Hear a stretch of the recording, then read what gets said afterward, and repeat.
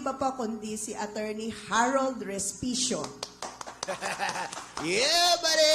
Magandang umaga sa inyong lahat at maganda sa pag-invite nyo sa akin dito sa kapihan. Napakasarap ng kape. Sabi ni Madam Penny kanina, igigrill daw ako ni Attorney Yvette. Grill talaga! Yeah, don't worry, Attorney Yvette. I'm well-oiled. So hindi ako masusunog ngayong araw na ito. There will be no grilling, no? There will be no grilling kung hindi exchange, no? Exchange of ideas, magbibigay ng mga questions. Kasi po, ang pakay ho talaga ng kapihan ay explain sa publiko ano ho ba ang mga nasa likod ng mga current issues, lalong-lalo na sa usapin ng legal. And to start off, of course, is the hot topic of the non-acceptance by the Secretary of the House of Representatives of the supposed third impeachment complaint filed by the group of Attorney Mike Defensor, Attorney Topacio, Attorney Harold Respicio, Miss Kathy Binag, and some other complainants na nagsama-sama po to file this third complaint. And it would be interesting to note from Attorney Harold, ano po ba yung mga procedures, ano ho ba yung mga legal implications pagdating po dito sa nangyari sa third impeachment complaint. So, without further ado, ang gusto ko po muna maitanong kay Attorney Harold, ano po pa muna itong impeachment proceedings at bakit ito importante? Oy, importante ito dahil ito lang ang tanging paraan para mapanagot natin ang ating presidente na si BBM. Wala na pong ibang paraan para mapanagot siya. Hindi mo siya pwedeng kasuhan sa ombudsman, hindi mo siya pwedeng kasuhan sa piskal, sa DOJ. Ang ibinibigay lamang ng konstitusyon na paraan para mapanagot ang isang leader ng bansa ay through impeachment. Kaya yun ang ginawa naming paraan noong Huwebes para siya ay mapanagot dahil siya ang ulo na nangyayaring korupsyon sa ating bansa. Kaso nga lang, since hindi nila pinatuloy yung impeachment, halata na ayaw nilang panagutin ang ating presidente. Kung ngayon pa nga lang, hindi nila pinagbibigyan na pamanagot ang ating presidente o marinig ng taong bayan ang kanyang accountability, meron ba silang kinakatakot? Exactly, no? And ano ho ba ang nakapaloob sa ating batas? At anong klaseng batas ang nagsasabi na dapat sa pamamaraan lamang ng impeachment pwedeng ipadaan para ang isang pinuno ng bansang Pilipinas ay matanggal sa pwesto? Hindi lamang batas, kundi ang saligang batas. Ayun. Ang presidente, para mapanagot, ang tanging paraan lamang ay impeachment. After niya maging president, pwede na natin siyang kasuhan left and right.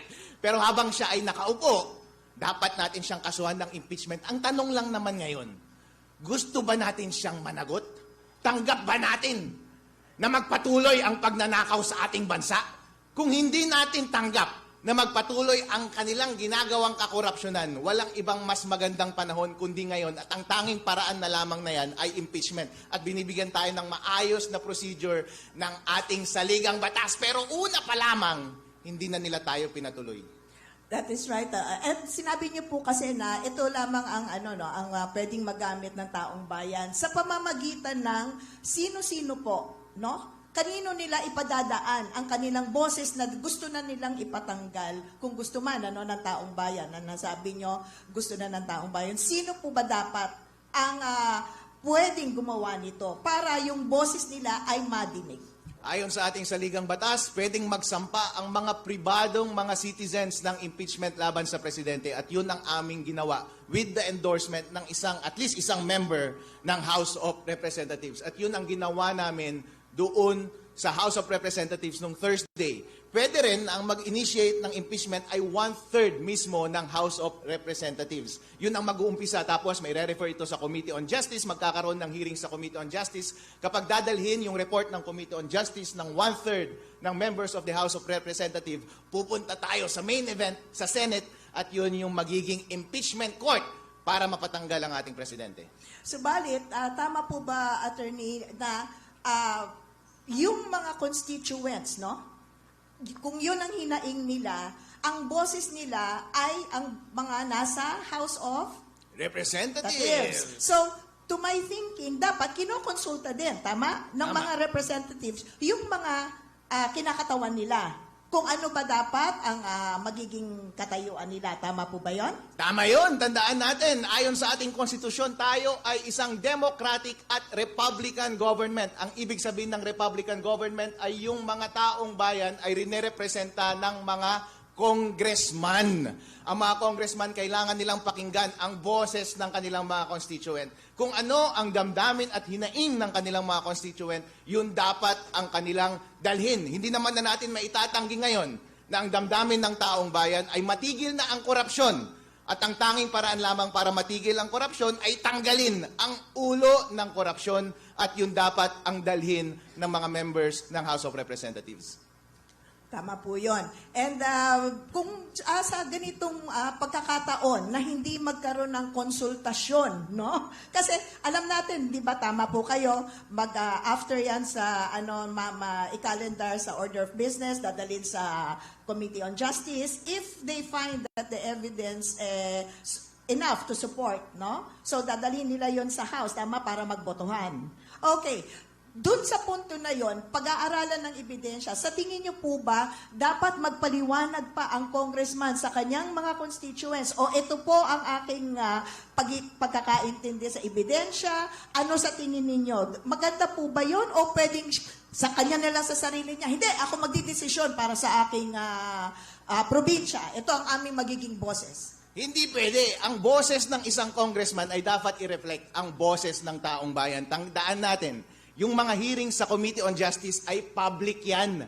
Lahat ng deliberations, lahat ng trial ay nakikita ng taong bayan. Kaya obligasyon ng bawat member doon mismo sa loob ng Committee on Justice na ipakita ang lahat ng proceedings nila sa loob. At pagdating ng pagkakataon na pagbobotohan na nila, kung anuman ang resolution ng Committee on Justice, kailangan pa rin nilang ipaliwanag na tama at consistent sa hinaing ng taong bayan ang kanilang posisyon. Okay. And dun sa dun sa usapin po nung pagbigay po no ng inyong complaint last Thursday. Okay, ano po ba ang mekanismo doon kung para ipaliwanag sa mga ating tagapakinig? Ano ang naging proseso at ano ang naging resulta ng inyong naging hakbang? Hoy! Nakita nyo na yung resulta? Masaya ba kayo sa result? Hindi! Walang hiya tong Secretary General. Nakakaiyak at nakakagalit at saka nakakadiarrhea, nakakasuka. Kasi yun ang utos ng ating saligang batas. Kapag may complaint at meron kang endorser mula sa House of Representatives, ministerial duty yan ng Secretary General ng House of Representatives na tanggapin ang complaint. Pero ang kanilang ginawa, sabi yung head daw ng Secretary General's office ay nasa labas ng bansa, kaya hindi daw nila pwedeng tanggapin yung complaint. Pero sir, ang pinagpapasahan namin ay yung Office of the Secretary General. Kung sino man yung next in line, dapat siya ang tumanggap. Parang kaso yan abogado rin kami ni Atty. Yvette. Kung wala yung husgado doon sa korte, kahit wala yung clerk of court, yung staff dyan ang tatanggap. Yun din dapat ang ginawa ng Office of the Secretary General. Ang dami-daming tao doon. Ang dami-dami nating pinapasweldohan mga taong bayan. Bakit hindi nila ginagawa ang kanilang trabaho? Ang sinabi ng Deputy Bossing, hindi po kami authorized na mag-receive ng inyong complaint ngayong araw na ito. Tinanong namin, anong basis mo in law? Bakit ayaw mong tanggapin yung aming complaint? Sabi niya, sir, hindi lang ako authorized. Sabihin mo kung anong basis mo in law. Bakit ayaw mong tanggapin ang aming complaint? Kasi, ayon sa batas, binibigyan ka na ng otoridad ang iyong office mismo na tanggapin ang aming complaint. Bakit hindi mo tinanggap? And nung sinabi nga po yun na hindi ako authorized, at the very least, to my thinking sana nilabas niya, ito ho ang duties and responsibilities ko. Agad dito lang ako. Tama? Inamin niya na siya yung next. Tama po ba? Inamin niya na siya ang next in line. Para lang kung talaga gusto, tama po kayo. May batas hindi ba? If you're next in line, meron ka sets of duties and responsibilities, correct? He could have brought it out, correct? Tama, yun yung responsibilidad niya. Pero incriminating na yun. Siya na mismo yung nagle-layout ng kanyang liability ayon sa batas. Pero that is not necessary para mapanagot yung deputy na yon at para mapanagot yung Secretary Generals ng House of Representatives. Dahil malinaw na malinaw, naka-live tayo during that time at sapat ang ebidensya para sila ay mapanagot. Makakaasa po kayo na itong dalawang tao na ito at kung sino man ang kanilang kasabwat sa loob ng House Representative noong araw na yon ay mapapanagot at hindi nila maiiwasan ang paghihiganti ng batas. And what is the implication pagdating naman sa boses ng taong bayan, no? So to me, ang impression, pwede akong mag-decide kung kailan ko kayo pakikinggan. Tama? Kasi kung sinasabi mo na nobody can receive it, then napuputol ang serbisyo ninyo sa taong bayan. Tama po ba yon? Tama. Pero yung tinutukoy natin na approach ay discretionary approach ang tawag doon. Kapag ikaw ay public official, dalawa lang naman ang approach mo sa iyong trabaho. Ministerial or discretionary. Kapag discretionary, meron kang leeway na tumanggi. Pero depende yan kung ano ang tungkulin na nasa harap mo ngayon. Ang pagtanggap ng impeachment complaint ay ministerial. Wala kang leeway na tumanggi. Dapat tanggapin mo yan in all events. Kapag hindi mo tinanggap yung impeachment complaint, ikaw ay hindi tumutupad ng iyong tungkulin at dapat kang managot. Okay. And mag-komento lang po kayo dito sa sinabi ng Supreme Court sa GR number 278353, no? At ang title ay Sara Z. Duterte in her capacity as the Vice President of the Philippines as petitioner versus the House of Representatives et al. Malinaw po kasi sa decision ng Korte Suprema, no? Basahin ko lang po, obviously, sham complaints, for example, those that are not verified, should be dismissed immediately, even if endorsed. Complaints that are not properly endorsed by a member of the House of Representatives within a reasonable period should also be dismissed. These types of dismissals will not trigger the one-year ban. Ang punto ko dito, Attorney Harold, if I may call you Attorney Harold po, no? Na kung iniwan nyo nga po doon yung complaint, no?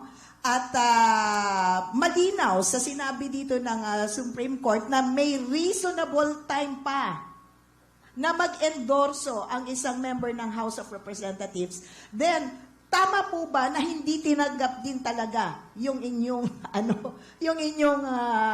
complaint? No! Kasi may reasonable period, tama po? Make no mistake, meron kaming mga endorser noong araw na iyon. Hindi kami mga tanga. Nabababa kami doon at walang mag-e-endorse sa amin. Tanong ninyo kung kanino kaming tumambay na office na congressman noong araw na iyon. Tanungin ninyo kung sino yung mga congressman na nasa loob ng building na iyon para i-endorse kami noong araw na iyon. Meron kaming mga endorser. Yung sinasabi na yan ng Supreme Court na pwedeng i-dismiss kapag walang endorser for the sake of discussion ay papasok lamang kapag nasa Committee on Justice na. Kasi sa Committee on Justice, titignan nila yung forma at yung substance. Whether may endorser o wala, ay nasa loob ng issue ng form. At kapag hindi siya sufficient in form, saka lang siya i-dismiss. Hindi yan papasok during the time na i-receive siya ng Secretary of House of Representatives. At that time, ministerial pa lang yung duty. Wala siyang prerogative, wala siyang leeway.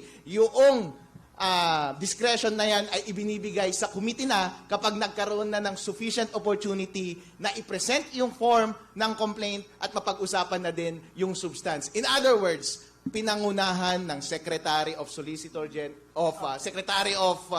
General of the House na tanggihan ang aming complaint. At the time, wala siyang discretion na tumanggi. At hindi niya pwedeng i-cite iyon dahil hindi nasa kanya yung pagkakataon at pribilehiyo na tanggihan ang forma ng complaint at that time. But in any event, yung concern na yan ay moot and academic because at that time, meron kaming mga endorsers. Alright. And ano po ngayon ang So, wala na yung konsepto about refiling and all of this. Medyo forestalled na tayo about refiling because nung Monday, na-refer na nila as predicted. Sabi ko na nga sa inyo, ito yung gagawin nilang kalokohan eh.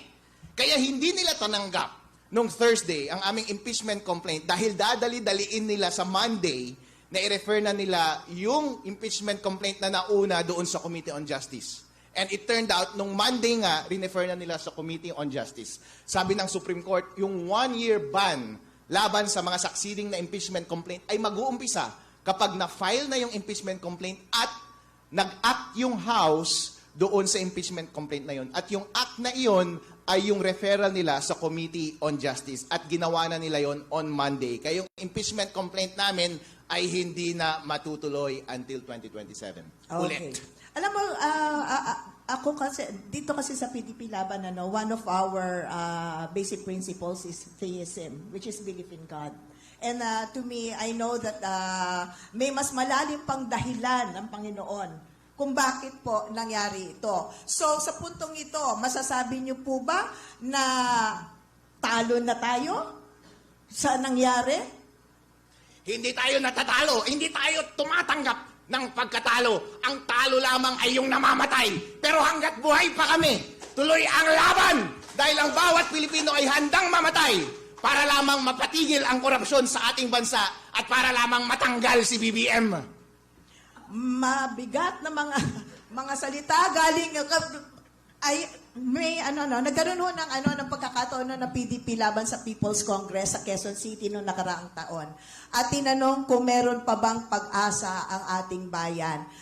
Nasabi ko po noon na hanggat merong isang syudad na katulad ng Davao City na walang utang dahil alam nating walang korupsyon, may pag-asa. Subalit ngayong umaga, sinasabi ko po, may dagdag na dahilan kung bakit may pag-asa ang Pilipinas. Kung katulad nila Attorney Harold Respicio, Congressman Leandro Revistre, Congressman Kiko Barsaga, ang nagsasalita para sa susunod na henerasyon, may pag-asa po ang Pilipinas. Kapeni? Para po sa kalaman ng lahat na nasa live, live podcast ng PDP, gusto ko lang pong ulitin ang pagpapakilala kay Attorney Harold Respicio. Siya po ang spokesperson ng third na pag-file ng impeachment, third impeachment. Kasi hindi alam, nakikita ko sa live. Then, ang atin pong sa first segment natin, ang talagang tinututukan at pinapaliwanag, nilalatag ni Attorney Respicio, is kung anong nangyari. Ano talaga yung ibig sabihin ng mga pangyayaring naganap last week? Nasagot niya. Pero ngayon naman po, gusto ko sanang susuga, in your view, what does this moment reveal about the system? That accountability is being managed, pressured, or selectively opened and closed? Well, consistent lamang ang administrasyon na ito. Ibig sabihin, consistent in bending the law. Nauna na kayong magnakaw ng pera ng taong bayan. Ngayon, ang taong bayan ay naghahabol sa inyo para panagutin kayo. Binebend nyo pa rin ang law. Malinaw na malinaw sa saligang batas, sa House Rules, na dapat tanggapin ninyo ang impeachment complaint at dapat bigyan ninyo ang pagkakataon ng taong bayan na ipakita sa madla ang aming sumbong at may ipakita ang totoong pananagutan ng administrasyon na ito. Bakit hindi nyo tinanggap? Bakit takot na takot kayo? Yes. Susugan ko, kasi para malinaw sa lahat ng nanonood ngayon sa live. Siyempre, marami tayong pinoprotektahan. Nakalimutan natin protektahan ang sarili dahil ganun kamahal ni Attorney Harold ang bayan. Sabi niya nga kanina, nung ini-interview ko siya earlier, ano bang, pwede kong tawagin sa iyo, sino kang kaparehas mo na hero? Sabi niya, gusto daw niya, sabi mo, sabi ko, hindi na daw tatanda siya na hero kasi yung hero na namamatay. At least, he's willing to die for our country, just like our PRRD. Di ba? But he is very young para sa ganong And in fact, yung huling-huli, dahil kinukulit ko siya, sabi niya, gusto daw niya si Lapu-Lapu, katulad niya.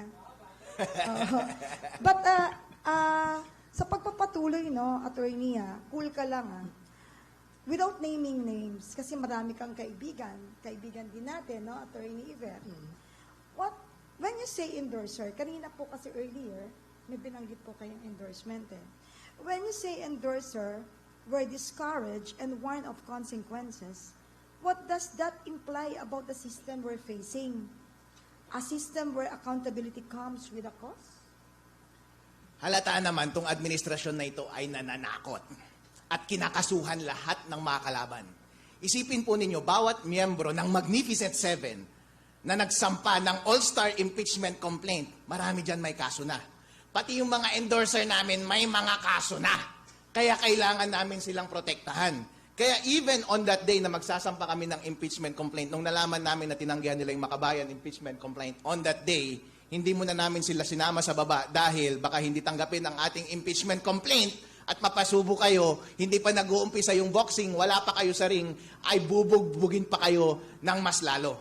Kaya nga kapag napag-isipan na noong hindi tinanggap ang aming impeachment complaint at yung chances na baka i-dismiss lang din nila yung aming impeachment complaint pagdating sa loob ng Committee on Justice, napakahirap talagang magpatuloy dahil lahat kami ay kinakasuhan, iniipit, sinasira ang mga karir natin, baka patayin pa kaming lahat. Kaya hindi po basta-basta ang tapang na ipinakita ng ating mga endorser, bigyan natin sila ng pasasalamat. Kung sino man kayo, ayaw na namin silang pasalamatan, pero all gratitude, ibinibigay namin sa inyo lahat ng respeto. Maraming salamat po sa pagsuporta ninyo sa amin at maraming salamat din sa mga matatapang na Magnificent Seven na gumawa ng all-star impeachment complaint. Wala po silang nakukuha na kahit na anong pabor dito dahil lahat kami ay nanggagaling sa kung ano-anong direksyon. Ang common lamang sa aming lahat ay gusto naming mapatigil ang korupsyon na nangyayari sa bansa ngayon. Kahit ano pang mangyari sa amin, handa kaming lahat. Kahit mawala ang aming mga negosyo, mawala ang aming buhay, kasuhan nyo na kami. Nevertheless, nagawa nyo naman na lahat sa amin, kinasuhan nyo na kami. At marami na kayong ginawa sa amin, gusto nyo na kaming patayin, wala na kayong makukuha pa sa amin. Tandaan ninyo, kapag ang kinakalaban ninyo, ang binabangga ninyo, ay kinuha nyo na lahat. At wala na kayong makukuha pa sa kanila at wala nang more pa na mawawala pa sa kanila. Mas lalo nyo silang katakutan dahil ibibigay nila ang lahat hanggang makuha nila ang kanilang mga ninanais. Kaya tandaan mo, BBM, hindi kami hihinto. Magkakaroon ka rin ng pagkakataon na managot sa taong bayan. So, if this isn't a judgment on the complaint, then it's a judgment on what? On a system that fears open debate? Takot ba sila sa bukas na pakikipagbaka at pagpapaliwanag? At ano ba kinakatakutan nila? Bakit ayaw nilang bigyan ng laya yung dapat na tamang proseso?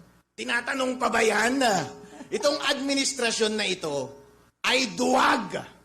Kapag ay ikaw ay matapang, kinakaharap mo ang katotohanan.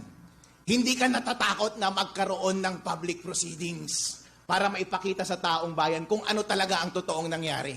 Pero bago pa maipakita yung totoong nangyari, takot ka na. Halatang meron kang itinatago. At yung mga kalaban nila, instead na harapin nila head-on, issue by issue, merit by merit, ano ang ginagawa? Kinakasuhan. Lahat ng mga nagsasalita laban sa administrasyon na ito ay may kaso. Ang mga idol ko na si Lian Lebiste, itong si Meow Meow, I love you baby, sinuspende sa Kongreso at may kaso din. Ako may kaso din. Pinaaresto din ako. Hello sir, duwag ka ba? Bakit ayaw mo kami harapin ng diretsyo at harapin ang iyong pananagutan? Bakit puro pang didiskarte ang iyong ginagawa? Halatang meron po kayong itinatago. Can we tackle up about Pero pwede kung susugan ko lang yung sinabi ni Attorney Harold. And that goes to show, tingnan nyo, lahat daw sila kinakasuhan, pero bakit diretso pa rin ang pakikibaka nila sa isang mapayapang pamamaraan? Take note ito ay isang mapayapang pamamaraan, airing your grievance, which is actually allowed under the Bill of Rights, karapatan nating magsalita rin na sinasabi ng ating saligang batas. Subalit, bakit matapang silang naninindigan? Bakit sinabi ni Attorney Harold, kinasuhan nyo na kami lahat, handa na rin kung papapatayin nyo kami, handa rin kaming mamatay.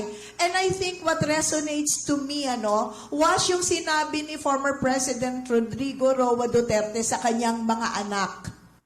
Sabi niya, hanapin ninyo ang inyong purpose. Find your purpose because I found mine already.